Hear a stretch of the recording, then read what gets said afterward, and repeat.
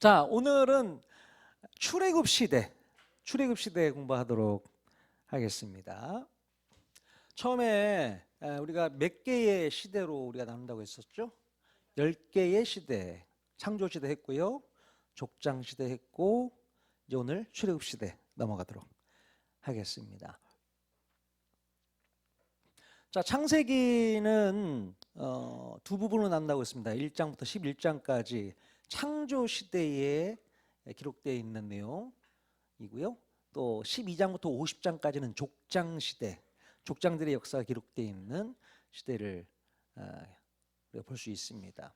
욥기는 이 창세기에 기록된 책이다라고 우리가 보고 있죠. 자, 출애굽 시대는 출애굽기와 레위기 말씀을 함께 나누도록 하겠습니다. 자, 출애굽의 배경, 출애굽기 1장으로 넘어가게 되기 전까지 창세기 다음에 출애굽기라는 책이 나오잖아요. 창세기와 출애굽기 한 장, 페이지 한 장인데 시간은 몇 년이 흘러간 거예요? 400년이 넘어갔습니다. 한 장밖에 안 되는데 400년이 훌딱 지나갔어요. 400년 동안 뭐 했는데요, 이스라엘 백성들이? 애굽에서 노예 생활을 하게 됩니다. 창세기 맨 마지막이 어떻게 끝났어요? 요셉에 의해서 야곱의 가족들이 70명이 이민을 오지 않습니까? 애굽 땅 고센 지역에 이민 와서 거기서 이제 정착을 하며 살게 되는데 처음에는 요셉 때문에 평안하게 잘 살았을 거예요. 근데 한 400년 중에 한 200년 정도는 요셉을 알지 못하는 새 바로가 등장합니다. 그 얘기를 잠깐 하도록 하겠습니다. 자, 출애굽기 1장 8절에서 10절에 보니까 요셉을 알지 못하는 새 왕이 일어나 애굽을 다스리더니 그가 그 백성에게 이르되 이 백성 이스라엘 자손이 우리보다 많고 강하도다. 자, 우리가 그들에게 대하여 지혜롭게 하자. 두렵건대 그들이 더 많게 되면 전쟁이 일어날 때 우리 대적과 합하여 우리와 싸우고 이 땅에서 나갈까 하노라. 이런 얘기를 기록해 놓고 있습니다. 요셉을 알지 못하는 또 다른 바로가 있다는 거죠. 예전에 요셉이 총리를 했을 때의 그 바로는 요셉에 대해서 무척 호의적이었습니다. 자, 힉소스 족속이라고 하는 이 힉소스 족속이 원래는 이 가나안 땅 지역에 살던 족속이었습니다. 이 족속이 이 애굽으로 밀고 내려오면서 애굽 왕조를 점령하게 됩니다. 그래서 애굽 왕조의 왕이 돼요. 그리고 원래 이 애굽의 원주민이었던 족속들을 다 밑으로 몰아내버리는 거죠. 그래서 자기네들이 정권을 찬탈해서 힉소스 족이 애굽의 왕이 되었습니다. 그때의 요셉이 이 땅의 총리가 된 거예요. 자, 그래서 힉소스족은 원래 애굽 민족은 아니었던 거죠. 그렇기 때문에 원래 애굽에 있었던 이 왕조가 호시탐탐 이 힉소스족을 몰아내려고 애를 쓰고 노력을 했었던 겁니다. 그때 어떤 일이 터진 거예요? 바로 7년 풍년과 7년 흉년이 터진 겁니다. 자, 그러면서 이 바로가 그때 당시 힉소스족 애굽 왕인 바로가 요셉에게 그 꿈 해몽을 듣고서 요셉에게 총리자를 주지 않습니까? 야, 네가 총리 해야겠다. 왜 그런 얘기까지 했냐면 대안을 제시를 하는 거예요. 풍년이 있을 때 어떻게 해야 된다. 흉년이 있을 때는 어떻게 해야 된다. 대안을 제시하는 겁니다. 일단 풍년이었을 때 곡식들을 다 사놨어요. 그리고 각 지방 창고에다가 다 쌓아놓게 됩니다. 물론 왕실의 비용을 엄청 들여서 사놨겠죠. 다행히 8년째 되는 해에 흉년이 들기 시작합니다. 흉년이 한 해 정도만 들어도 먹을 게 떨어져요. 그래서 애굽 민족은, 애굽의 국민들이 어떻게 했습니까? 곡식을 얻어야 되는데 어떻게 얻어야 돼요? 아니, 지방 창고에다가 엄청 쌓아놨으니까 그거 달라고 하면 되는 거 아니에요. 그래서 돈 주고 사 먹으면 됩니다. 한 첫 해 정도는 돈 주고 샀겠죠. 근데 돈도 한계가 있는 거지 않습니까? 또 흉년이 들어요. 그 다음에도 흉내냅니다. 그럼 어떻게 해요? 집에 있는 가축을 또 팔아요. 그래서 곡식을 사 먹게 되는 것이죠. 그래도 가축 다 쓰고 나니까 뭘 또 팝니까? 땅을 팔아요. 땅을 팔아. 땅도 한계가 있어요. 팔고 나면 어떻게 됩니까? 또 땅이 없어요. 그럼 어떻게 해야 돼요? 내 몸도 팔아야 되는 거죠. 그래야지 먹고 사니까. 자, 그러면서 이 힉소스족 왕조인 애굽 바로가 힘을 얻게 됩니다. 누구 때문에요? 요셉 때문에. 이 요셉 때문에 그래서 전체 애굽의 전국을 강화해서 통일하게 되는 거죠. 자기 힘으로. 이해가 되십니까? 그러니까 몰아냈던 이 원래 애굽에 몰아냈었던 원주민들은 이제 힘이 없어지는 거죠. 자, 그래서 요셉이 죽고 나서 한참 지나고 난 다음에 아모스의 1세가 이 힉소스족을 몰아내는 일에 성공합니다. 다시 왕권을 찬탈하게 되는 거죠.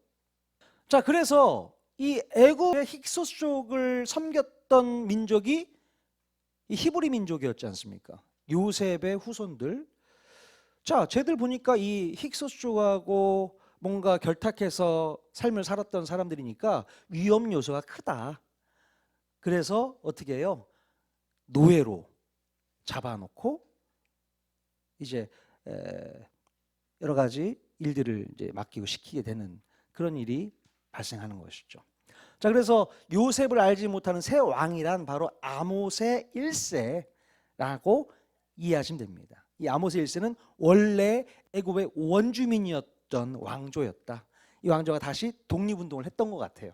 그래서 힉소스족을 몰아내고 이제 새로운 왕정을 만들어 나가는 가운데 히브리 민족은 노예로 전락할 수밖에 없었다는 얘기를 하는 겁니다.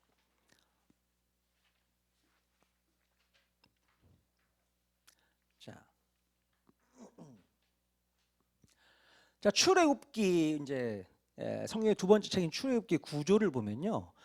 1장부터 18장까지 출애굽해서 시내산 전까지 내용이 기록되어 있습니다. 그래서 하나님께서 인도하시는 여정길, 홍해 광야길 뭐 이런 내용들이 나오고요. 자, 두 번째 19장에서 40장. 자, 19장에서 40장까지는 시내산에 1년을 머물며 율법을 받고 성망을 세우는 내용이 나오게 되죠. 그래서 지난주 말고 지지난주 19장에서 시내산에 도착해서 율법 받은 장면이 나오지 않습니까? 20장에는 이제 십계명을 받는 내용이 나오고. 자, 이렇게 두 부분으로 나눠서 출애굽기를 구분할 수 있게 됩니다. 자, 성경은 문제에 대한 해답이다. 자, 출애굽기가 말하고 있는 문제가 뭐냐 봤을 때 지금 이스라엘 자손이 고된 노동으로 말미암아 탄식하며 부르짖게 되는 문제를 갖게 됩니다. 그러니까 힉소스족 속의 바로 왕이 아니라 애굽의 원주민 바로가 등장해서 야, 니들 뭐야? 난 니들하고 함께 이 땅을 이끌어갈 마음이 없어. 니들은 노예나 해. 그래서 노예로 전락시켜버린 상태에서 얼마나 많은 노동을 하면서 고생을 했겠습니까? 이 문제를 가지고 부르짖게 되는 것이죠. 자, 창세기 15장 13절에 보면 네 자손이 이방에서 계기되어 400년 동안 네 자손을 괴롭힐 것이다 라고 하나님께서 아브라함에게 예언했던 내용이 이렇게 이루어지고 있는 것입니다. 400년 동안 네 자손을 괴롭히게 될 거야. 이게 때가 찼습니다. 그래서 하나님께서는 이들을 구원해낼 준비를 하고 계셨던 것이죠. 자, 이때 당시 야곱의 자손들은 어떤 사명을 가졌던 거예요? 바로 하나님의 사명으로 애굽에 내려가서 거기서 고난을 받고 힘들고 어렵게 살아갑니다. 그런데 야곱의 형 에서는 이때 뭐하고 살았을까요? 에서는요, 야곱의 후손들이 애굽에서 힘들게 고통당하면서 노예 생활을 할 때 이 에서의 후손들은 바로 에돔족 속으로 페트라라는 그런 큰 바위 에다가 성을 짓고 거기서 노략질을 하면서 왕국을 이루면서 살아갑니다. 참 어떻게 보면은 안타깝죠. 아니 야곱을 더 사랑했는데 에서가 더 번성한 것 같은 느낌이 드는 거예요. 그러니까 세상적으로는 그렇습니다. 아니 세상 사람들이 더 잘 나가는 것 같아. 가만 보면 우리 예수 믿고 구원받은 하나님의 자녀들은 왜 이렇게 더 힘들고 어려운 일이 많이 생기는가? 그런 마음이 들 때가 있지 않습니까? 저 사람들은 예수도 안 믿고 교회도 안 다니는데 어떻게 저렇게 잘 살지? 행복하게 잘 사는 것 같아. 이런 내용이 또 이제 보여지는 것이죠. 과연 그것이 잘 사는 건가? 끝까지 가봐야 되는 거겠지만 아무튼 야곱의 자손들은 하나님이 주신 사명으로 고난을 받고 있었다라는 거죠. 400년 동안. 자, 히브리서 2장 15절에 보면 한평생 매여 종노릇하는 자들을 놓아주려 하심이다. 자, 이런 얘기를 하고 있습니다. 이제 모세를 통해서 종노릇하고 있는 이 히브리 민족을 탈출시켜서 새로운 자유를 주려고 하는 계획을 주님이 갖고 계시잖아요. 마찬가지로 요 내용은 바로 예수 그리스도를 생각나게 하는 장면인 것이죠.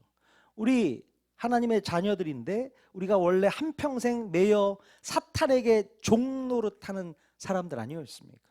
그런데 우리가 예수님을 통해서 어떻게 돼요? 구원을 받게 되는 일이 바로 십자가 앞에서 이루어지게 되는 것을 이야기하고 있는 것입니다. 그러니까 처음부터 출애굽기는 예수 그리스도를 예표하고 있는 책이다라고 보시면 돼요. 이따 레위기 가면 더 그게 많이 기록되어 있습니다. 그러니까 지난번에 제가 말씀드렸잖아요. 성경을 보다 보면은 예수님의 그림자가 너무 많이 보인다. 그죠? 처음에는 안 보여요. 보다 보면 보여. 이 성경을 읽다 보면 이 예수님 그림자네? 보입니다. 자, 우리들이 어떻게 해방되고 구원을 얻을 수 있는가의 내용이 바로 출애굽기를 통해서 한 번 더 확인해 볼 수 있습니다. 우리 하나님의 자녀들, 원래는 사탄의 종이었는데 우리가 어떻게 그 사탄의 종노릇함에 있었던 시절들을 내버리고 하나님의 자녀로서 해방되어 구원을 얻을 수 있게 되었는가, 이 출애굽기를 통해서 한번 살펴보도록 하겠습니다. 자, 첫 번째, 히브리 민족이 노예가 되어서 벽돌을 만들게 됩니다. 이제 건축 사업에 노예들을 부려먹고 있는 것이죠. 이 바로가 히브리 민족을 그냥 놔두지 않습니다. 어떻게 해서든 고생시켜야 되는 거죠. 그냥 놔뒀다가는 저들이 언제 우리 뒤통수 칠지 모르니까 고생하게 만들어요. 어디 땅에서요? 고센 땅에서 고생 하고 있었던 히브리 민족을 볼 수 있게 됩니다. 우리도 마찬가지잖아요. 언제 누구의 종이 되었었습니까? 우리는 태어나면서부터 사단의 종이었잖아요. 예, 악한 사단의 종이었지만 이제 예수님을 만나고 나서 구원받은 하나님의 백성이 되었다 볼 수 있죠. 자, 드디어 하나님께서는 때가 되어서 히브리 민족을 구원해낼 계획을 갖고 이제 누구를 보내십니까? 모세를 태어나게 하시는 거죠. 자, 모세가 태어났는데 그때 당시 바로 왕이 어떤 정책을 쓰고 있었냐면 히브리 민족, 노예 민족이 왕성하게 번창을 하니까 야, 얘들 안 되겠다. 인구 조절해야겠다. 인구가 많이 늘어나면 애굽 민족보다 인구가 더 많아지면 어떻게 돼요? 주객이 전도되는 거예요. 노예들이 반란 일으켜서 쿠데타 일으켜가지고 왕권을 찬탈해버리면 우린 끝장난다. 그래서 어떻게 된다? 남자아이들을 다 죽여버리는 거죠. 그래서 태어나면 다 죽여라. 그래서 그런 행정명령이 이루어졌고 어떻게 해서든 살려내려고 노력을 많이 하지 않습니까? 그 사람들 중에 바로 모세의 엄마 아빠가 모세를 석 달 동안 어떻게 해서든 키웠습니다. 울음소리 안 나게. 그런데 더 이상 키울 수가 없는 거야. 그래서 어떻게 해요? 자, 믿음으로 만든 갈대 상자에 태워서 나일강으로 흘려보내는 일이 있게 됩니다. 자, 이 나일강에서 누가 건져냅니까? 바로의 딸. 보니까 핫셉수트라는 공주가 우연히 나아가서 건져낸 것 같아요. 이 공주가 뭘 하고 있었습니까? 나일강에서 목욕을 하고 있었어요. 아니 목욕할 데가 없어가지고 더러운 나일 강물에다 몸을 담그고 목욕을 했을까요?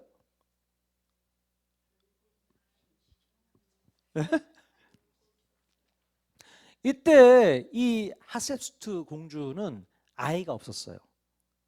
그래서 아이 하나 점지해 달라고 나일 강의 신에게 기도하면서 접신을 하고 있었던 상태죠.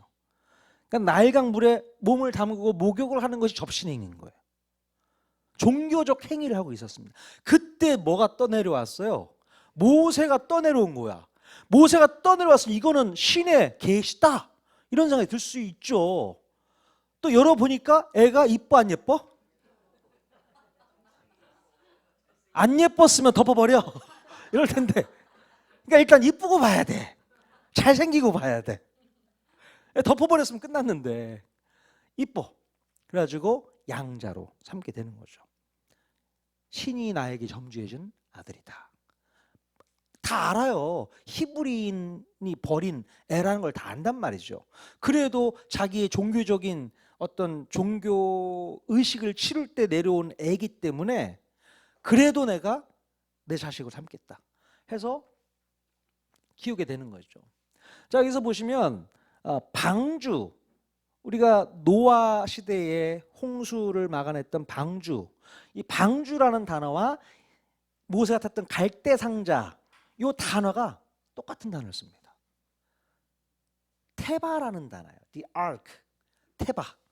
테바라는 똑같은 단어를 쓰고요. 그리고 역청이다. 역청은 뭐 역청을 치라라고 했잖아요. 이 역청이 코페르라는 단어를 쓰는데, 이 코페르가 속죄의 피, 속전이라는 뜻을 갖고 있어요. 그러니까 갈대상자에다 역청을 바르고 방주에다 역청을 바랐다. 이것은 바로 속죄의 피를 발라서 덮었다. 카파르, 칠하라는 말이 카파르, 덮다, 속죄다 이런 뜻을 갖고 있거든요. 자, 이 갈대상자와 방주, 방주에서는 노아의 가족들이 살아났고 갈대상자에서는 바로 모세가 살았죠. 씨를 보존하시는 하나님의 열정을 우리가 또 볼 수 있습니다. 씨를 보존하신다. 자, 우리는 어디 안에서 생명을 보존받고 살아가고 있습니까? 그렇죠. 예수 그리스도 안에 들어와 있을 때 우리는 생명을 보존받고 있어요. 근데 예수 그리스도 안에 있을 때는 그런데 밖으로 나가면 어떻게 되는 거예요? 끝장나는 거죠. 안 돼요. 역청으로 덮어있는 갈대상자 안, 그 방주 안에 있어야 되는 겁니다. 예수 그리스도의 보혈이 우리를 덮고 있어야만 우리는 구원받을 수 있는 거죠. 중간에 탈락하시면 절대 안 됩니다. 예.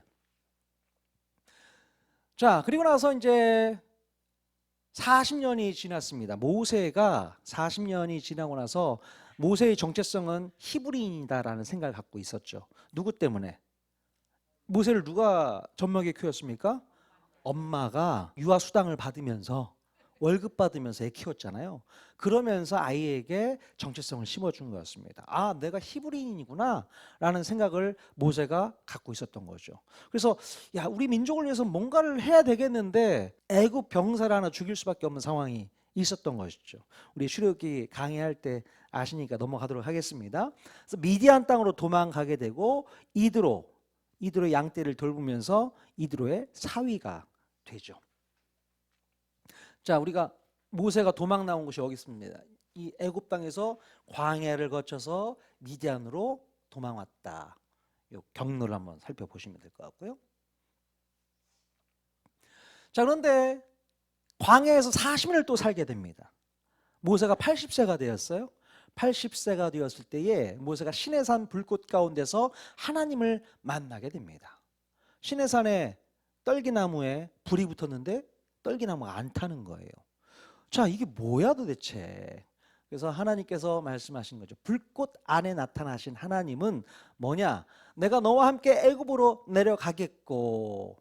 자, 이스라엘 자손은 고된 노동으로 말미암아 탄식하며 부르짖고 있는 상황입니다. 바로 이들과 함께 내가 함께 고난받고 있다, 그 얘기를 하고 있는 거예요. 불꽃 가운데 임하고 있다는 것은 고된 노동으로 힘들어하고 탄식하는 그들과 함께 내가 고난받고 있어, 그 얘기가 불꽃으로 나타나고 있는 것입니다. 왜요?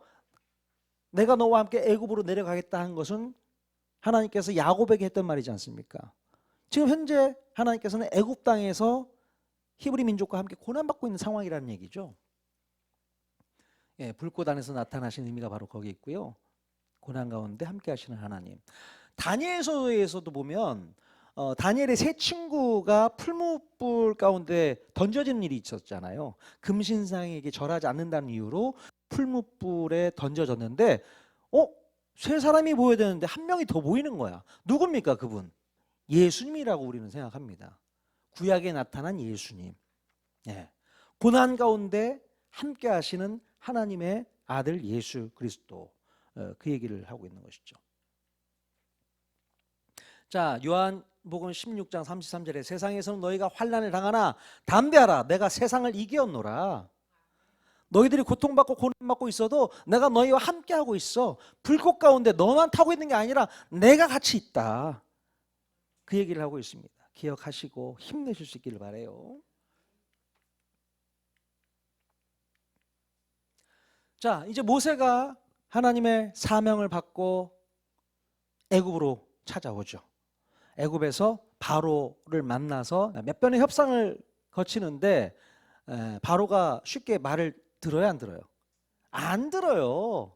그래서 9번씩이나 가서 얘기를 했는데도 얘기를 안 듣습니다. 그래서 재앙이 임하게 되죠. 전체 10가지 재앙이라고 하는데 물, 개, 이, 파, 돌림병, 악성종기, 우박, 메뚜기, 흑암, 초태상이 죽음, 이 10번에 걸친 재앙이 임하게 됩니다. 자, 그런데 9번에 걸친 재앙을 동원하면서까지 하나님의 말씀을 받아들이지 않은 바로를 볼 수 있게 됩니다. 바로의 마음이 강팍했어요. 왜 강팍했을까요? 하나님께서 강팍해 하셨다고 성경에 기록되어 있거든요. 하나님의 의도가 뭐냐? 마지막 한 가지 재앙을 바로와 애굽에 내린 후에 그가 너희를 여기서 내보낼 것이다. 하나님께서는 마지막 한 가지 재앙을 보여주시기 위함이었던 거죠. 뭡니까? 유월절이죠. 유월절 사건을 경험케 하기 위한 목적이 있었습니다.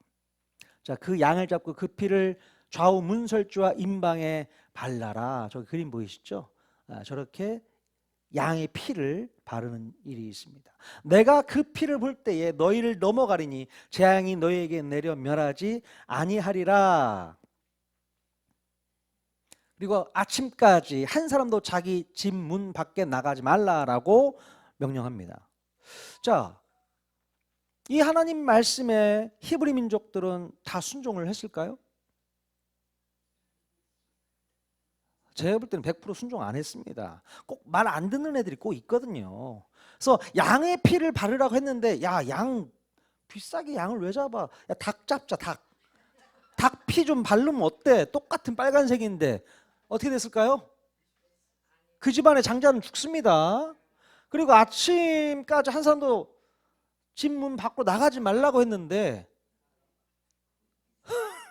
나가보죠. 아침 되기 전에 나가면 그 사람 죽습니다. 그 집안의 장자는 죽게 되는 거예요. 하나님 말씀, 이스라엘 백성들이라고 다 산 게 아니라 뭐가 살리는 거예요? 내가 그 피를 볼 때에 너희를 넘어갈 것이다. 그 피 때문에 사는 거고 그 피가 안 발라 있으면 죽는 겁니다. 거기에 하나님께서 방점을 찍고 계신 거예요.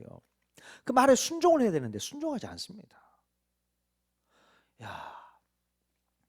뭐 성경에는 기록되어 있지 않습니다. 히브리 민족 중에 누가 피를 안 발라서 누가 죽었더라 이런 얘기는 나오지 않지만 예상 가능한 일이거든요. 네, 굳이 기록을 안 했겠지만. 그러니까요. 교회 안에서도 마찬가지입니다. 신앙 안으로 들어온 것 같아도 예수 그리스도의 그 보혈로 우리가 온전히 무장해야 되는데 그렇지 않으면 나가립니다. 끝장나는 거예요. 예수 그리스도의 보혈로 덧입고 우리가 하루하루 살아가는 게 필요하다는 것이죠. 문 밖에 나가지 마세요. 교회 밖으로 나돌지 마세요. 자, 그리스도밖에는 구원이 없음을 믿으십니까?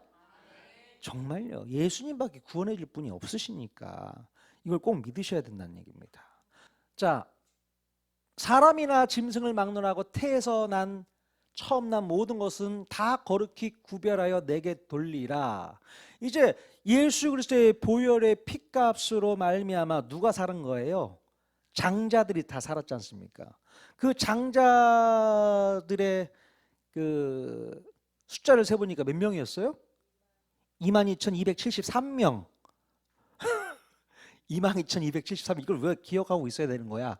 생각할 수 있지만 이 숫자가 되게 중요한 이유가 나중에 레위 지파의 30세 이상의 장정들의 숫자와 똑같습니다. 22,000명이었거든요. 그래서 273명에 관련돼서는 속전을 내서 해결 보는 일이 나중에 나오게 됩니다. 아무튼 장자 개념을 얘기하고 있는 것이죠. 자, 요셉의 유고를 취해서 나오게 됩니다. 벌써 400년 전에 요셉이 유언한 내용인데 그걸 꼭 지켜서 나오더라고요. 또 구름 기둥과 불 기둥으로 인도하셨다는 내용. 자, 출애굽의 경로를 그리고 있어요. 블레셋 길로 갔으면 금방 갑니다. 한 15일 정도면 올라갈 수 있대요. 하지만 왜 블레셋 길을 택하지 않고 홍해 길을 택했다고 했어요? 광야 길을 택한 이유가 뭐라고 했습니까? 그렇죠. 블레셋 길로 갔을 경우는 빨리 갈 수 있지만 전쟁이 날 확률이 높다. 전쟁 나면 우리가 버틴다 못 버틴다? 못 버텨요. 신앙에 믿음이 없는 상황에서 전쟁 나면 힘들거든요. 영적 전쟁 감당할 수 없으니 하나님께서 처음부터 야 고생스럽지만 광야길로 가자. 차라리 그게 안전하다. 그래서 홍해 바다를 건너 넘어가는 광야길을 택해서 가게 됩니다. 그래서 홍해를 건너게 되고 애국 군대는 홍해에서 수장되는 장면. 자, 짧게 한번 보도록 하겠습니다.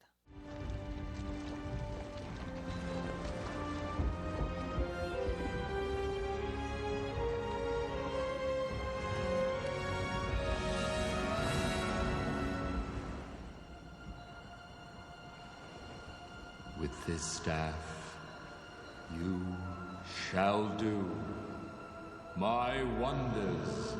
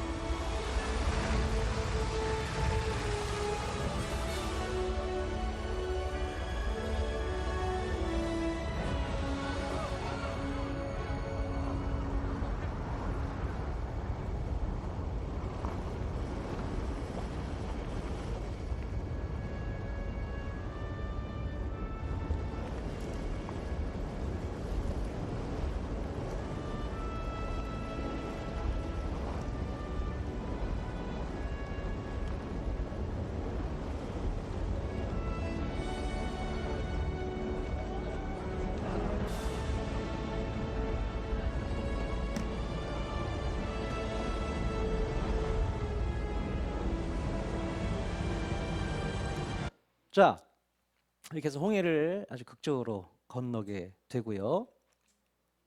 이 홍해를 건넌 사건에 대한 내용을 아셔야 돼요.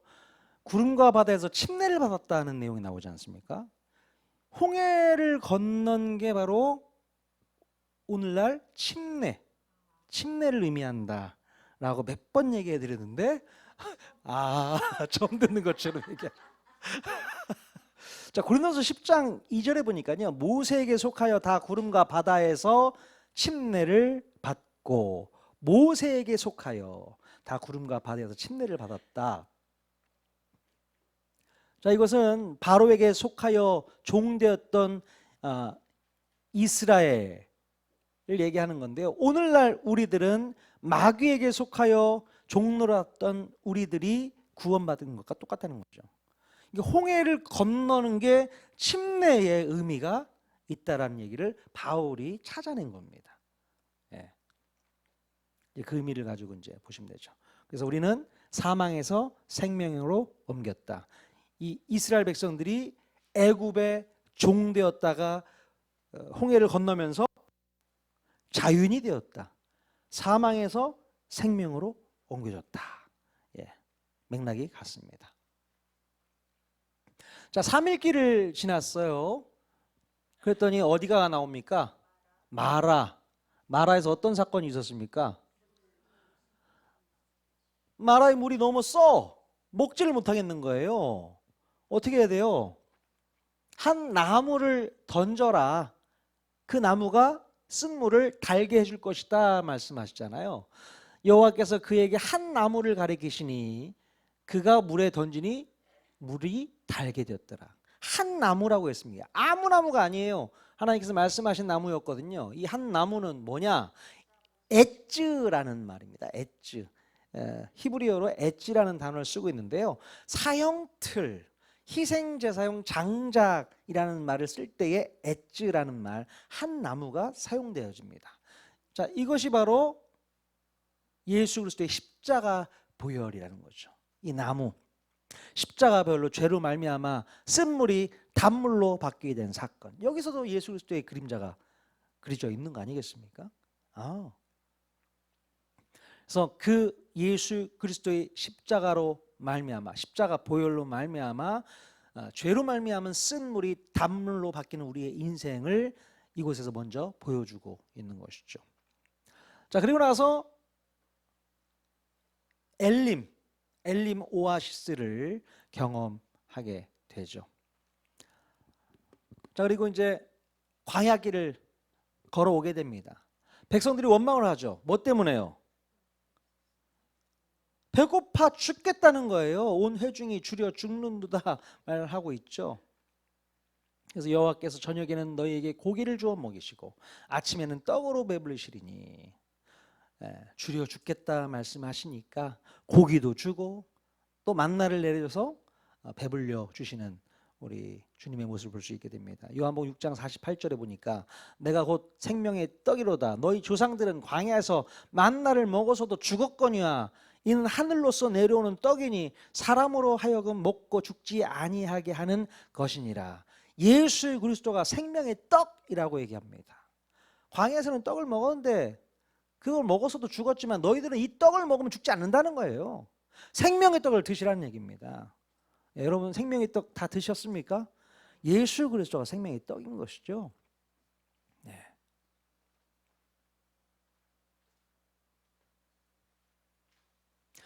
자, 르비딤으로 이제 와서 어떤 일이 있어요?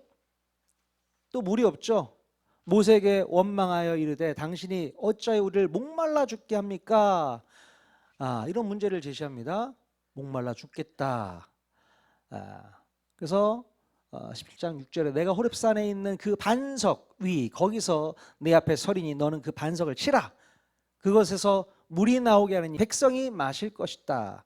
그 반석을 치라. 그 반석은 뭘까요?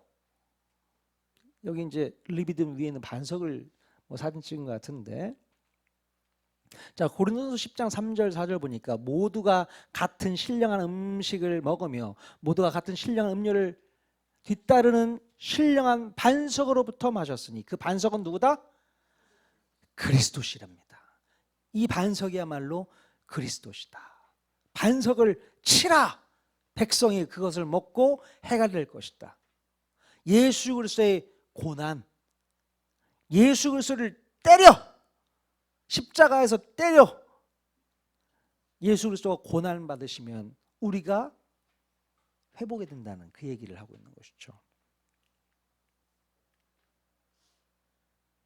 자, 예수 그리스도의 십자가 그림이 그려져 있네요. 자, 그리고 나서 아말렉과 싸우는 장면이 나옵니다.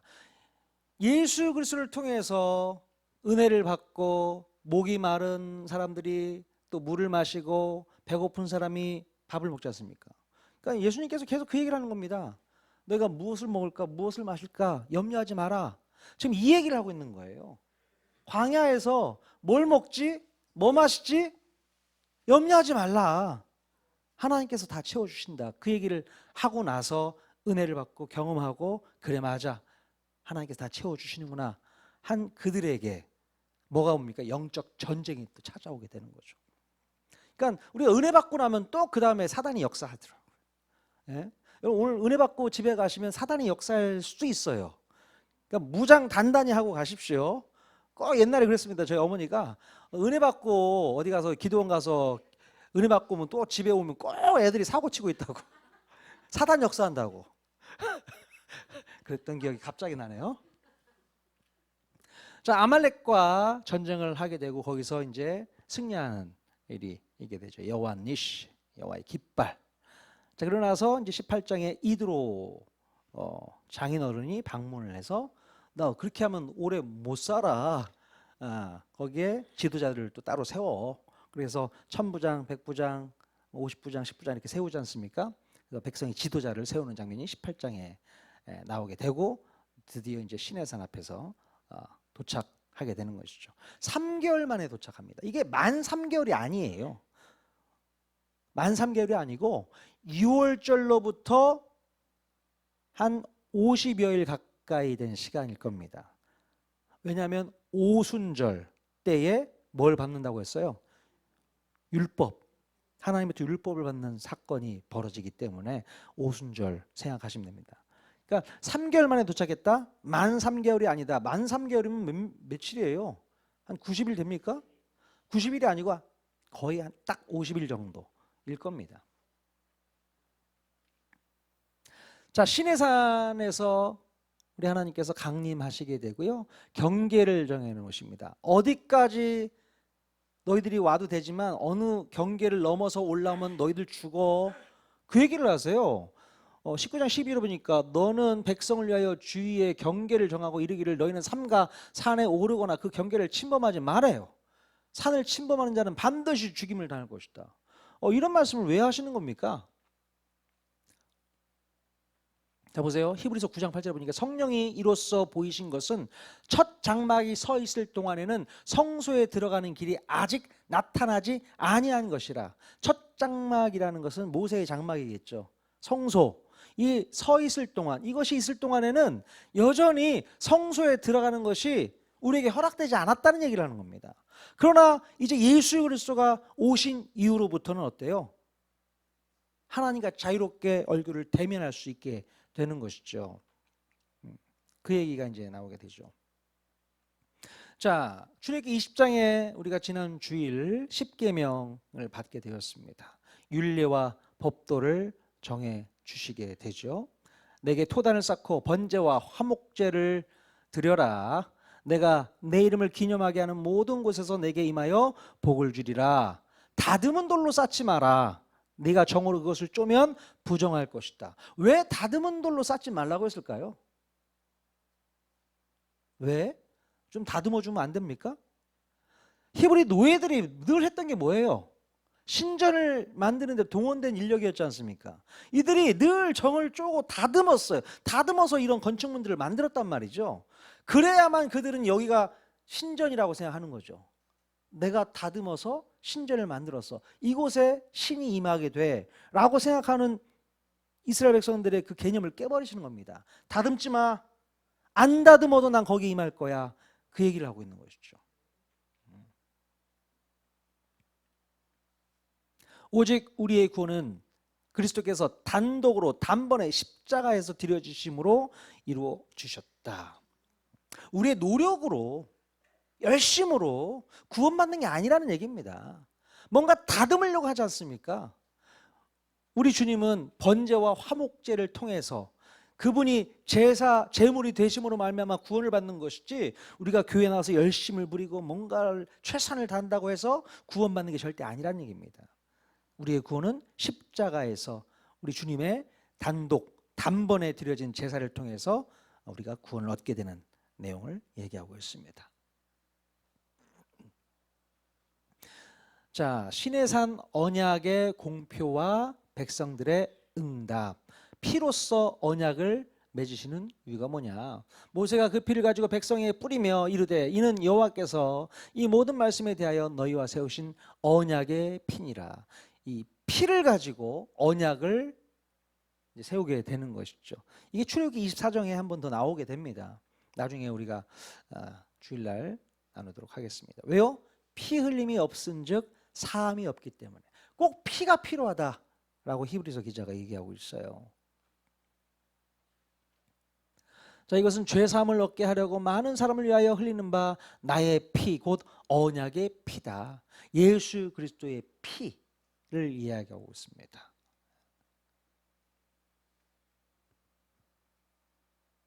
자, 백성들의 예물과 성막을 제조하게 됩니다. 이제 하나님께서 명령하셔서 성막을 만들어라. 성막을 만들어서 내가 내게 보이는 모양대로, 식양대로 그것을 지어라 라고 이야기합니다. 그래서 성막을 만들고 법궤도 만들어 놓고 하고 있죠. 그리고 28장에는 제사장의 의복에 대한 내용, 또 제사장을 위임하는 위임식에 관한 규례가 나와 있습니다. 이렇게. 그래서 제사장 직분을 행하게 하는 일이 있죠.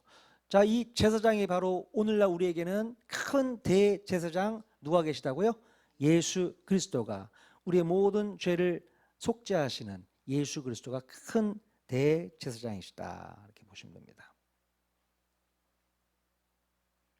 자, 하나님께서 우리에게 율법을 주셨는데요, 율법만 주시면 끝나나요? 너 이거 잘 지켜. 율법만 주시면 안 돼요. 우리 살아남을 수가 없습니다. 반드시 필요한 게 뭐가 있어야 돼요? 성막 안에서 드려진 제사를 통해서 용서가 있어야 되는 거죠. 율법만 주시면 우리는 죄인밖에 안 되는 거예요. 죄인으로 살아가는 거잖아요. 그런데 성막을 주셨어요. 성막을 통해서 죄를 용서할 수 있는 길을 열게 해 주셨다.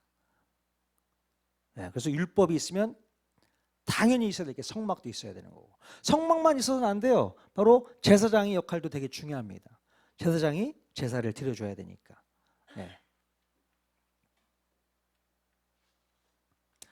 자, 출애굽기 30장 넘어가면 생명의 속전에 대한 이야기, 분향단, 성막기구의 식양을 보여주는 내용들. 자, 금송아지를 만들어 숭배한 백성들에게 진노하신 내용이 32장. 제가 지난주 주일날 잠깐 얘기했었잖아요. 금송아지 이야기. 기억 안 나세요? 주일날 얘기해 드렸었잖아요. 자, 금고리를 받아 부어서 조각칼로 새겨 송아지 형상을 만드니 이스라엘아, 이는 너희를 애굽 땅에서 인도해낸 너희의 신이로다. 누가 한 얘기예요 지금? 아론이 얘기했지 않습니까? 모세가 없는 사이에, 모세가 시내산에서 하나님과 교제 나누면서 있는 동안 안 내려오니까 백성들이 두렵다, 겁난다, 우리에게 신을 만들어 달라. 그래서 금 다 갖고 와. 그걸로 뭘 만들었어요? 송아지를 만들었습니다. 자, 그런데 왜 백성들은 금송아지에 열광하는 겁니까? 너희의 신이다라는 말이 뭡니까? 신인데 누구를 위한 신이에요? 나를 위한 신이라는 거죠. 나를 위한 신. 송아지, 여러분, 소가요 그렇게 버릴 게 없답니다. 소가 일단은 다 써먹을 수 있다는 거예요. 일단 고기로도 먹잖아요. 필요하면 나를 위해서 고기 먹죠. 또 소에서 얻을 수 있는 가죽도 얻을 수 있죠. 뭐 못 먹었는데 부위가 없어요. 다 먹을 수 있어요. 머릿고기부터 속에 내장까지 다 먹지 않습니까? 누구를 위해서요? 나를 위해서. 그러니까 백성들은 이 송아지에서 열광합니다. 이 우상이 바로 나를 위한, 나의 탐욕을 위해서 주어지는 게 우상이지 않습니까? 지난 말씀드렸잖아요. 그래서 백성들은 이 금송아지에 열광하게 된다. 나를 위한 신이기 때문에. 그래서 그 모양을 보고 모세가 열받아 가지고 왔던 십계명 돌판을 던져서 깨뜨려 버립니다. 깨뜨려 버리는 일이 발생하죠. 자, 그러고 나서 누구든지 여호와의 편에 있는 자는 내게로 나와라 하며 누가 나왔어요? 레위 자손이 다 모여서 그에게로 가서 몇 명을 죽이라고 합니까? 3,000명을 다 도륙해 버립니다. 다른 자손은 안 나왔어요. 레위 자손만 나왔습니다. 그 중에 이 금송아지를 섬기는 일에 앞장섰던 사람들 3,000명을 다 죽여버립니다. 왜 레위 자손이 나왔을까요? 원래 레위 자손은 아버지 야곱으로부터 좋지 못한 유언을 들었던 사람입니다. 어떤 일이 있었길래요? 디나가 강간당했을 때에 세겜족 속 사람들을 다 죽여버렸잖아요. 할례 받게 해놓고서 힘 못 쓰게 한 다음에 시므온과 레위가 가서 다 죽여버렸어. 뭘로? 칼로. 칼질을 잘하는 사람들이에요, 이 사람들이. 그런데 이들이 이때에 누구의 편을 들어요? 여호와 편에 들어서 이제 그 칼을 누구를 위해 쓴다는 겁니까? 하나님을 위해서 쓰겠다는 겁니다. 하나님을 위해서 평생 칼질하겠다. 3,000명을 다 돌이키고 그때 모두는 인정을 해주게 됩니다. 너희가 하나님 편에 섰구나. 그래서 레위 족속들이 이제 레위 지파로서 제사장 지파 역할을 맡게 됩니다. 그러니까 레위 지파는 늘 칼질을 해야 돼. 소 잡고 양 잡고 그 일에 평생 쓰임을 받게 되는 것을 볼 수 있습니다. 자, 우리가 누구를 위해서 어느 편에 설 거냐 선택을 해야 될 시점에 우리는 정말 하나님 편에 서야 될 줄로 믿습니다. 어떤 사람의 편에 설 것도 아니고 내가 좋아하는 누구의 편에 설 것도 아니고 오직 하나님 편, 그것이 불이익을 우리에게 가져준다 하더라도 하나님 편에 서야만 우리는 주님 앞에 쓰임받게 될 줄로 믿습니다. 네. 자, 모세의 중보기도 잠깐 나오죠. 주께서 기록하신 책에서 내 이름을 지워 버려 주십시오. 그들을 용서하지 않으면 안 됩니다. 꼭 용서해 주십시오. 누구의 마음이에요 지금? 예수님의 마음입니다. 예수님께서 십자가에 달려 죽으시면서 저들을 용서해 주십시오. 제가 차라리 죽겠습니다. 그 마음입니까? 모세를 통해서 예수님의 마음을 또 볼 수 있습니다. 자, 백성들이 회개하고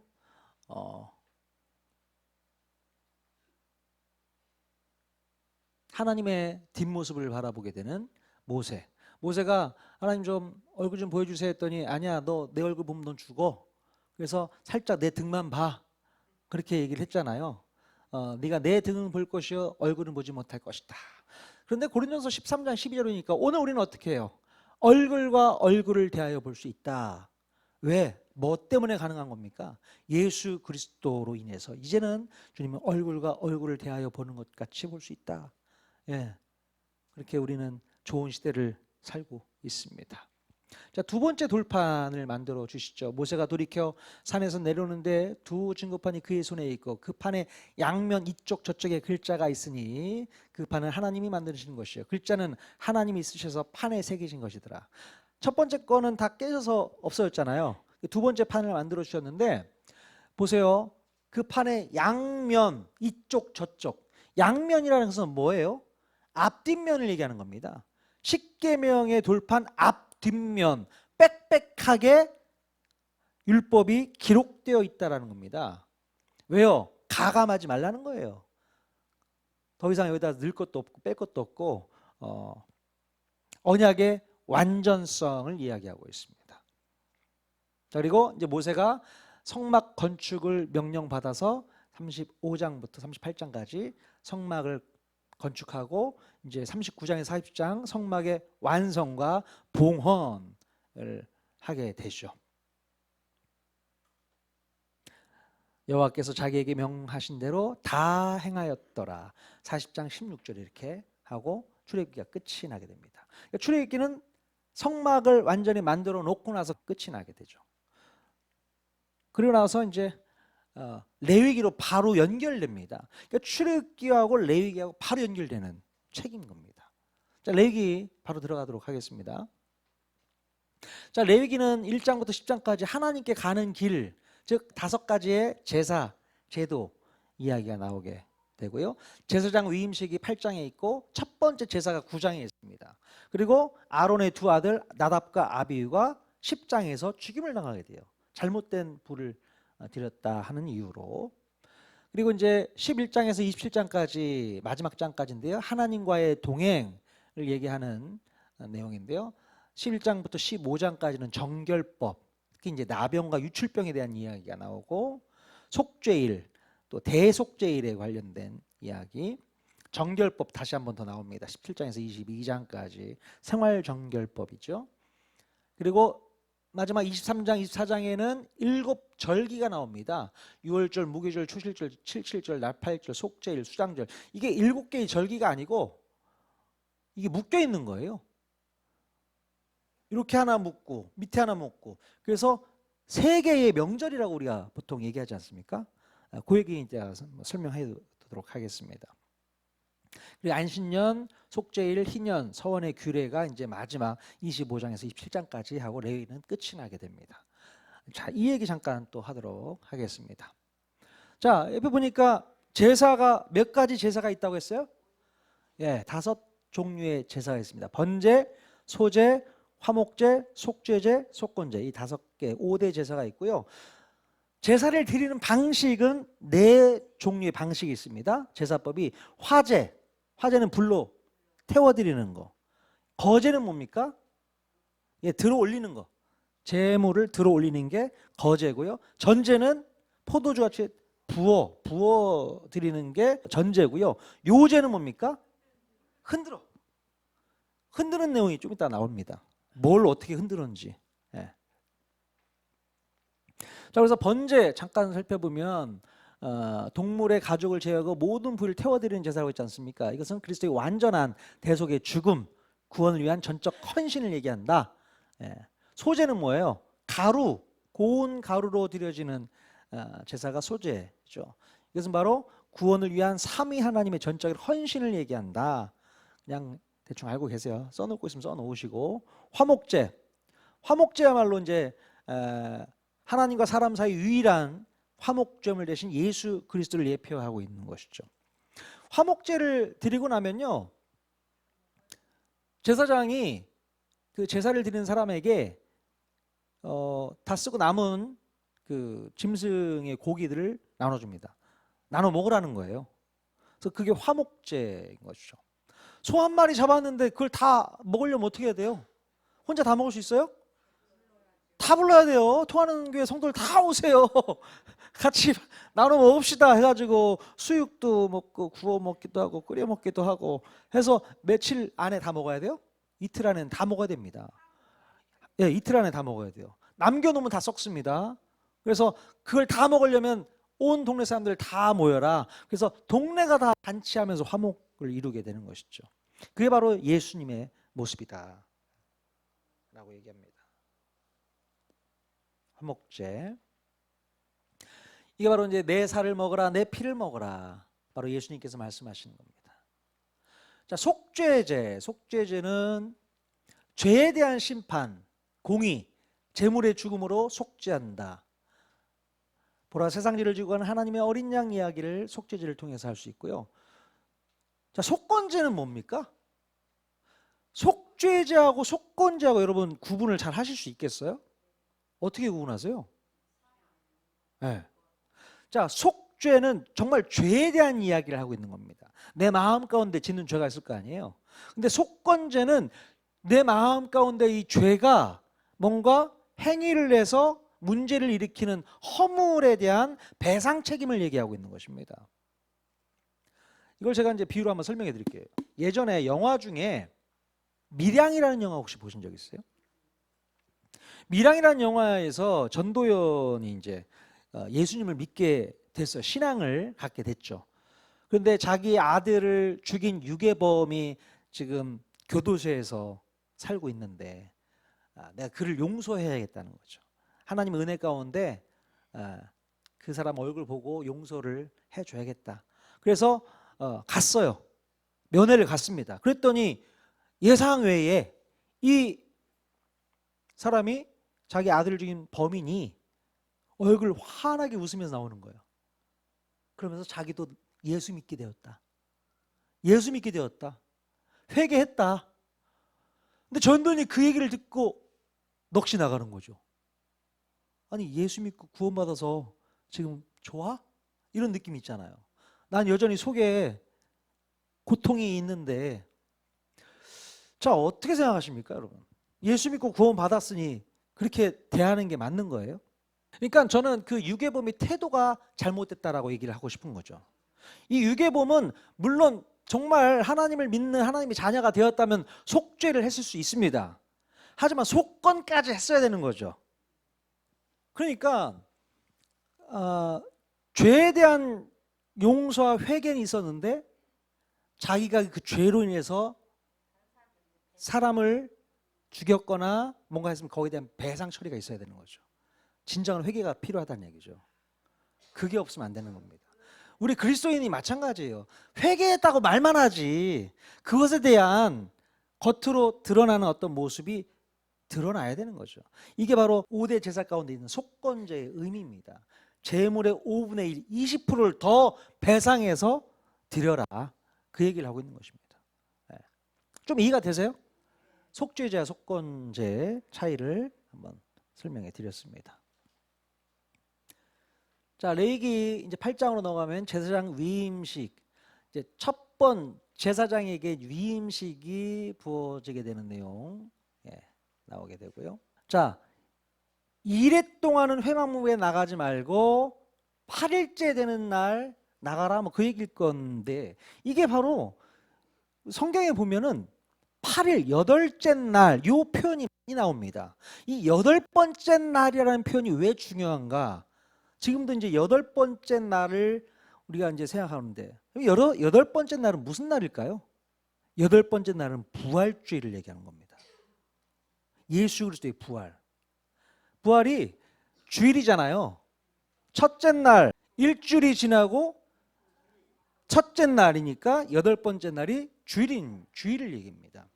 이따가 한번 더 설명해 볼게요. 그래서 그리스도의 마지막 일주일을 기억하라, 7일을 기억하라는 게 뭐냐면 1회 동안 너희 회막문에서 나가지 말고 위임식 끝나는 날까지 거기서 지키고 있어야 한다는 얘기를 하고 있는 것이죠.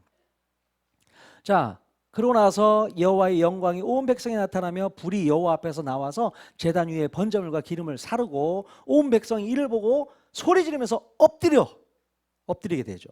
불이 튀어나왔어요. 하나님의 임재를 경험한 백성들이 엎드리게 됩니다. 두려운 거죠. 야, 이 불 어디서 난 거야? 우리 여호와의 영광이 나타난 장면이 나오게 되죠.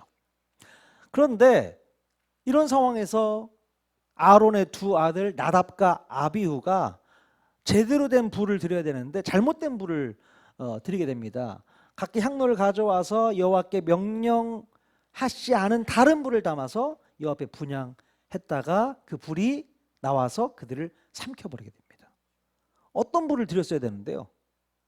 뭐 성냥불? 라이터불? 아니고요. 제단의 불을 가지고 피워야 되는데 아직 익숙해진 상황이 아니어서 그런지 모르겠지만 잘못된 불을 가져왔던 모양입니다. 그래서 하나님께서 가차없이 죽여버리는 것이죠. 백성들이 이 모습 보고 무슨 생각을 했을까요? 백성들은 지금 아론과 아론의 자식들이 대제사장하고 제사장들을 하는 거지 않습니까? 그러니까 백성들이 볼 때는 야, 쥐들끼리 북치고 장죽고 다 해먹네? 이렇게 생각할 수도 있는 거지 않습니까? 근데 이게 장난이 아니다라는 얘기를 보여주고 있는 겁니다. 잘못하면 죽는 일이야. 백성들 앞에서 보여주고 있는 것이죠. 야, 이거는 짜고 치는 고섭이 절대 아니구나. 모세와 아론이 이스라엘 백성들을 끌고 가는 그런 내용이 아니고 하나님께서 하시는 내용이구나라는 것을 백성들에게 각인시키는 엄청난 사건이었던 거죠. 자, 다른 복음은 없나니 다만 어떤 사람들이 너희를 교란하여 그리스도의 복음을 변하게 하려 합니다. 다른 불로 드리지 마라. 정해진 불, 하나님께서 명하신 불, 그 불을 가지고 제사를 드려야 된다 얘기입니다. 자, 빨리 넘어갈게요. 레위기 11장에서 15장 정결법 얘기 나오네요. 정결법 위에 거는 정한 짐승, 밑에 거는 부정한 짐승. 어떻게 구분하는 거죠? 정한 짐승은 좀 맛있고 부정한 건 맛없고 뭐 그런 겁니까? 그걸 어떻게 구분하냐면 뭐냐면 제사에 쓸 수 있는 거냐, 제사에 쓸 수 없는 거냐. 그래서 정한 것, 부정한 것 이렇게 나눌 수 있다 이렇게 볼 수 있습니다. 자, 13장 9절에 보니까 나병에 관련된 이야기가 나옵니다. 사람에게 나병이 들었거든 그를 제사장에게 데려가라. 이게 제사장으로 데려갈 일입니까? 나병? 이때 당시 나병은 죄라고 여겼던 거죠. 병이었으면 의사에게 데려갈 텐데 죄라고 여겼기 때문에 제사장에게 데려가라는 얘기를 하고 있습니다. 영적인 죄 문제를 다루고 있어요. 나병 환자가 정결하게 되는 날의 규례를 또 보면 이곳에 바로 예수 그리스도의 십자가 예표가 나오게 됩니다. 자, 보시면 나병 환자가 원래 나병에 걸렸을 때는 그 이스라엘 백성들의 진에 있을 수가 없어요. 진 밖으로 나와 있어요. 격리를 해야 됩니다.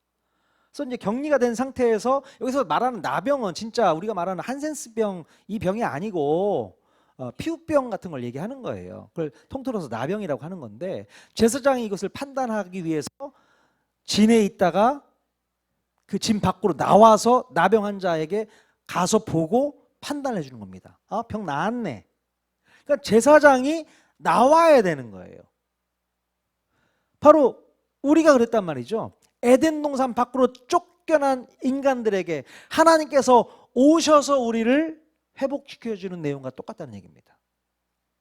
나와서 정결하게 됐다. 그것을 또 규례로 이제 하는 방식이 또 있습니다. 깨끗하게 되었으니 이제 그것을 어떻게 이제 하나님께 규례로 나타낼 것이냐. 정결한 새 2마리 준비해, 그리고 백향목과 홍색실과 우슬초 준비해, 그리고 2마리 중에 새 1마리는 흐르는 물 위 질그릇 안에 섰고 잡아. 방식도 특이합니다. 그 잡으면 피가 나올 거 아니에요. 그 피를 찍어서 7번 그 나병 걸렸던 사람에게 뿌리라는 얘기입니다. 그리고 나머지 살아있는 새는 놔줘. 요 예식을 치러야 되는 거예요. 진중에 들어오기 전까지는. 특이하죠. 왜 이런 내용을 다루고 있는가. 바로 이것이 예수 그리스도의 모형이라는 얘기입니다. 우리를 구원하시는 그리스도의 대속사역을 얘기한 겁니다. 나가 있던 사람이 다시 들어오려면 피가 필요하다는 거죠. 그래서 새 1마리의 피를 뿌려서 7번 뿌려. 죄가 피에 의해서 7번의 피에 의해서 깨끗하게 되고 해방되는, 그래서 다시 돌아올 수 있게 되는 내용을 이야기하고 있습니다. 나병에 대한 얘기죠. 자, 유출병 된 얘기. 유출병도 몸에서 피가 나는 내용이에요. 누구든지 그 몸에 유출병이 있으면 부정한 자라라고 얘기합니다. 자, 유출병이 있는 자는 정결하게 되기 위하여 8째 날에 산비둘기 2마리나 집비둘기 새끼 2마리를 회막문 여호와 앞으로 가서 제사장이 해줄 것이요. 그 1마리는 속죄제로, 다른 1마리는 번제드려 속죄할 것이다. 자, 유출병이 있는 자는 정결하게 되기 위해서 8번째 날에 비둘기 2마리를 가져와서 제사장에 준다. 여기도 8번째 날이 나오네요. 아까도 말씀드렸지만 8번째 날이 부활주일입니다. 예수 그리스도의 부활에 시작하고 새로운 시대가 열린다는 얘기를 하고 있는 거거든요.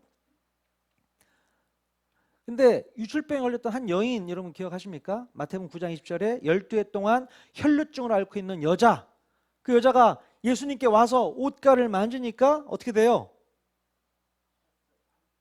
유출병이 고쳐지는, 치유되는 경험을 하게 되잖아요.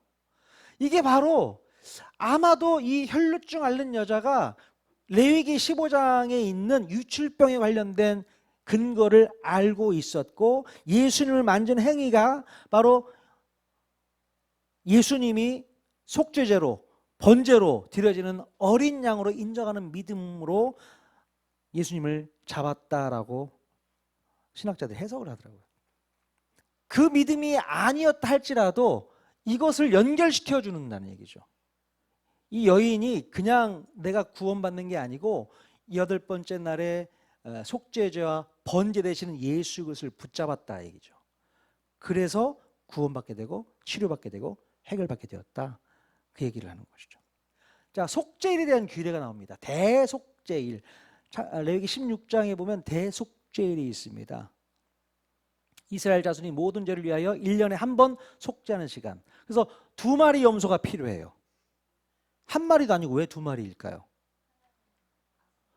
자, 2마리 염소 가운데 속죄제 염소가 있고 아사셀 염소가 있습니다. 속죄제 염소는 제사를 지내서 죽이는 염소가 있고요. 1마리 염소는 밖으로 내보내야 돼요. 광야로 내보내는 염소가 있어요. 그래서 어떤 거를 내보낼지 제비를 뽑습니다. 제비를 뽑아서 밖으로 내보낼 거 아니면 속죄제 제물로 드릴 것을 결정합니다. 우리 예수님도 제비 뽑힌 거 아시죠? 예수님 앞에서 제비를 뽑잖아요. 그 내용이 비슷하고요. 자, 이는 죄를 위한 짐승의 피는 제사장이 가지고 성소에 들어가고 그 육체는 영문 밖에서 불사름이라. 자, 속죄제 염소의 피는 성소로 들어가서 그 피를 가지고 제사를 지내고요. 그 육체는 영문 밖에서 불살라 버립니다. 예수님이 영문 밖에 나가서 십자가 달리셨잖아요. 그 내용이 나오고요. 그리고 모든 죄를 이제 안수합니다. 저 염소에게 죄를 안수해서 어떻게 해요? 광야에 끌고 가는 거죠. 아무나 끌고 가는 게 아니고 정해진 한 사람이 끌고 갑니다. 누구 생각나요? 아리마대 요셉. 아리마대 요셉이 예수님이 십자가를 지고 갔지 않습니까? 자, 이 사람이 끌고 가서 어디다 놔요? 멀리, 광야 멀리까지 갑니다. 그 모습을 이스라엘 백성들이 다 보고 있어요. 염소가 멀리 가면 갈수록 보여요, 안 보여요? 안 보이죠? 마치 우리들의 죄가 저 염소에 전가되어서 없어지는 모습을 형상하고 있는 거죠. 자, 그래서 이 사람이 이제 그 광에다가 얘를 풀어놓고 돌아옵니다. 돌아오는데 뒤에 보니까 염소가 쫄래쫄래 쫓아오고 있네? 자, 이러면 제사가 이루어진 거예요, 안 이루어진 거예요? 나가립니다, 그 제사는. 제사가 안 된 거예요. 죽어야 되는 거예요. 이 염소는 무조건 죽어야 되는 겁니다. 왜요? 거기에 우리의 죄를 다 전가해서 내보냈기 때문에 광야에서 죽어야 되는데 안 죽고 돌아왔네? 제사가 안 되는 거죠. 우리 예수님도 마찬가지예요. 보라, 세상 죄를 지고 가는 하나님의 어린 양 얘기입니다. 그래서 예수님께서 십자가를 달려 죽으시고 그 아들 예수의 피가 우리를 모든 죄에서 깨끗하게 하실 것이다 라고 얘기하고 있죠. 그러니까 예수님께서 십자가에서 내려오실 수 있어요. 근데 예수님이 죽으셔야만 제사가 이루어지는 거 아닙니까? 우리의 죄가 용서받는 거잖아요. 그래서 어쩔 수 없이 죽으신 거예요.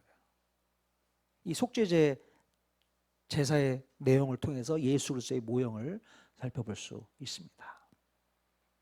17장부터 22장까지 다시 생활 정결법 절기가 나와요. 7절기라고 하는데 우리는 보통 세 절기라고 합니다. 6월절, 77절 이것만 하고 끝납니다. 자, 6월절은 우리가 잘 알다시피 이스라엘 백성들이 출애굽하면서 처음 맞이하게 된 절기 6월절이죠. 근데 6월절 다음 날부터 무교절이 시작되는 거 아세요? 그 다음 날부터 무교절이 시작됩니다. 누룩 없는 빵을 먹습니다. 네. 그리고 나서 1월 16일, 그러니까 그 다다음 날이 초실절이라고 하는 절기예요. 초실절, 부활의 첫 열매를 이야기하고 있는데 이게 무슨 얘기냐면 이게 하나에 묶어서 지키는 절기다. 그러니까 세 개가 아니고 하나로 보는 거죠. 6월절 내용을 볼 수 있는 거죠. 6월절 어린 양의 십자가 내용이고, 자, 무교절날 누룩을 버릴까요? 땅에 묻을까요? 이스라엘 백성들은 무교절날 누룩을 버리지 않고 땅에 묻습니다. 그 죄를 상징한 누룩을 땅에 묻은 것은 바로 예수 그리스도께서 죄를 가지고 땅 속에 죽어 있잖아요. 그 내용을 얘기하고 있습니다. 땅 속에 있는 무덤. 그리고 그 다음 날 예수님께서 부활하시지 않습니까? 이 초실절에 뭘 하는 거냐면 제사장에게 처음 난 곡식 열매를 가지고 한 곡식 단을 하나 가지고 와서 제사장이 그걸 가지고 흔들어요. 요제를 하는 이유가 뭘까요?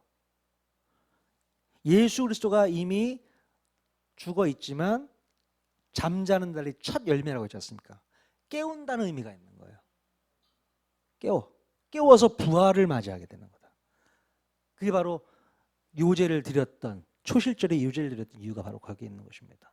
부활의 첫 열매, 잠자는 자들의 첫 열매이기 때문에.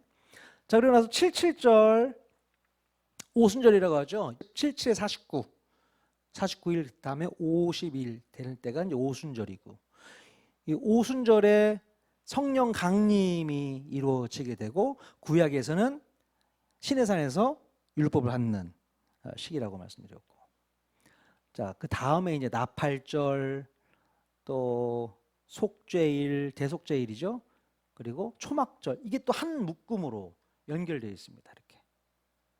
그래서 총 3가지 우리가 명절을 지킨다라고 얘기하고 있습니다. 마지막, 이건 프린트에 없을 겁니다. 다음 주에 프린트 나눠드릴 때 할게요. 안식년과 희년, 규례와 기업물을자, 여기까지만 하고 마치도록 하겠습니다. 자, 이스라엘 백성들은 안식년 잘 지켰을까요? 희년 잘 지켰을까요? 안 지켰어요. 그냥 율법은 있는데 안식년이라는 게 뭐예요? 6년 열심히 일하고 마지막 7년째는 그냥 쉬라는 거예요. 하나님께서 다 먹여줄 테니 그냥 쉬어라. 안 지켰습니다. 희년은요, 50년째 됐을 때에 모든 묶여있던 거 다 풀어지고 다 돌아가라. 지켰을까요? 안 지켰을까요? 안 지켰습니다. 그래서 성경에는 그 안 지킨 날 횟수를 따져가지고 70년 동안 포로로 보내고 그 땅은 안식년을 맞이하게 되는 거죠. 490년 동안 안 지킨 거예요. 70년 동안 7번 따져보면. 그래서 70년 동안 포로로 간 이유가 너희들이 지키지 않은 안식년, 희년을 몰아서 한꺼번에 네 땅을 비워두겠다. 그 얘기, 그 의미가 있는 것입니다. 자, 희년이 있는데 기업물을자 이야기가 나오죠. 희년이 되면 모든 것이 다시 회복될 텐데 너무 가난해가지고 자기 경작권을 팔아버려요. 근데 이제 어떻게 먹고 살 수가 없으니까 그것을 다시 사와야 되는데 돈이 없어요. 그럼 어떻게 해야 됩니까? 친족 중에 누군가가 자기 돈을 내고 사갖고 와야 되는 거예요, 다시. 그래서 가알, 기업물을자라고 하는데 그걸 누가 합니까? 그의 형제가 판 것을 물을 것이다. 형제가 물어준다. 예. 근데 히브리서 2장 11절 보니까 형제라 부르시길 부끄러워하지 아니하시고 우리의 맏형 되시는 예수 그리스도. 성경에 이렇게 기록됐습니다. 맏형. 형님이 내가 지은 죄를 대신 용서해 주신다, 그 얘기입니다. 기업물자가 되어 주신다는 거죠. 예수님께서. 이게 가알, 고엘 제도라고 하는 이 기업물자 제도가 여기 있는 것입니다. 룻기에 보면 이런 내용이 나오지 않습니까? 보아스가 기업물자로서 자기의 어떤 책임을 다하고 있는 내용이 바로 예수 그리스도를 볼 수 있다. 룻기에서. 이해가 되시죠? 자, 계명 준수 축복과 저주가 26장에 나오고 마지막 27장 서원 예물 십시오 이렇게 나옵니다. 자, 오늘 여기까지 하도록 하겠습니다.